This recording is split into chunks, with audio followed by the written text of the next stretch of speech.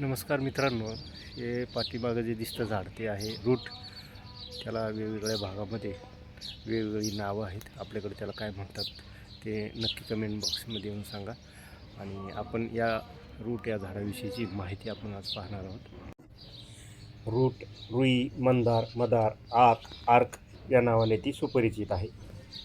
ही देशातील बहुतेक सर्वच राज्यात सापडणारी एक विषारी आयुर्वेदिक वनस्पती आहे.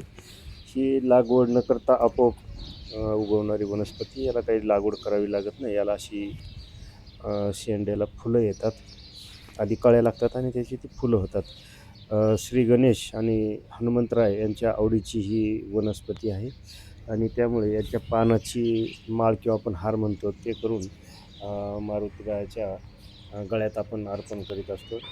या वनस्पतीचे दोन प्रकार आहेत, दोन जाती आहेत. एक पांढरं फूल येणारी श्वेत रुई आणि जांभळं फूल येणारी श्यामरुई. तर या दोन्ही जातीच्या रुईचे किंवा ह्या रुटीचे औषधही उपयोग खूप आहेत आणि सारखेच आहेत. या वनस्पतीचा हा पांढरा चीक खूपच विषारी आणि घातक आहे. श्यामरुईचा वापर तांत्रिक क्रियांमध्ये केला जातो.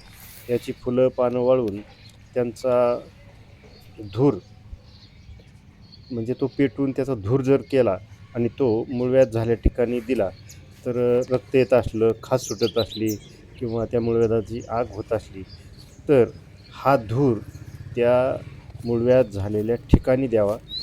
तर मूळव्याधाचा त्रास कमी होतो आणि हळूहळू ते मूळव्याध नष्ट होतं.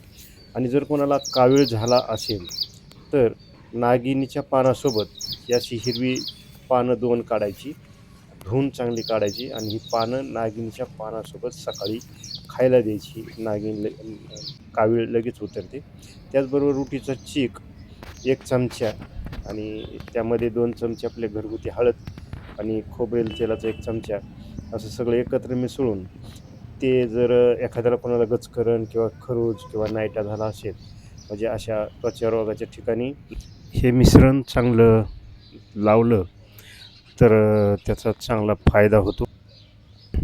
आपल्या पायात जर काटा मोडला किंवा काच मोडली किंवा काही त्याचं कुरूप झालं असेल तर त्या ठिकाणी ह्या पानांचा रुचिक काढायचा आणि तो त्या कुरूपाच्या ठिकाणी किंवा जिथं आपल्याला तो काटा लागला त्या ठिकाणी जर हा रुचिक घातला चांगला तर ते आपोआप काटा किंवा काच गळून पडते.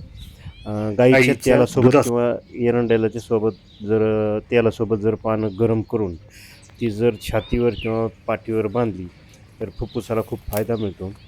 आणि त्याबरोबरच कानदुखी, डोकेदुखी, अर्धशिशी, केस गळती यावरही ही वनस्पती खूप औषधी म्हणून वापरली जाते. पानं तोडून तळपायाला जर ती बांधली चांगली बराच वेळ, रात्री झोपताना बांधली तर आधी ते उत्तम. तर साखर असलेली शरीरातली कमी होते. केसांमध्ये कोंडा झाला असेल तर चीक केसांमध्ये लावायचा आणि तो चीक चांगला चोळून नंतर तो चांगला धुवून काढायचा, हात चांगले धुवून काढायचे. आणि असं फळ पण त्याला येत असतं, पण हे सध्या ते फळ ते वाळलेलं आहे, ते काही कारणास्तव ते वाळलेलं फळ होतं. तर अशा प्रकारचे हे फायदे या वनस्पतीचे आहेत. त्याची फुलं वाळवून त्याची भुकटी म्हणजे चूर्ण जर तयार केलं आणि हे रोज गाईच्या दुधासोबत जर घेतलं तर दमा किंवा अस्थमासारख्या आजारांवर हा रामबाण उपाय म्हणून वापरला जातो.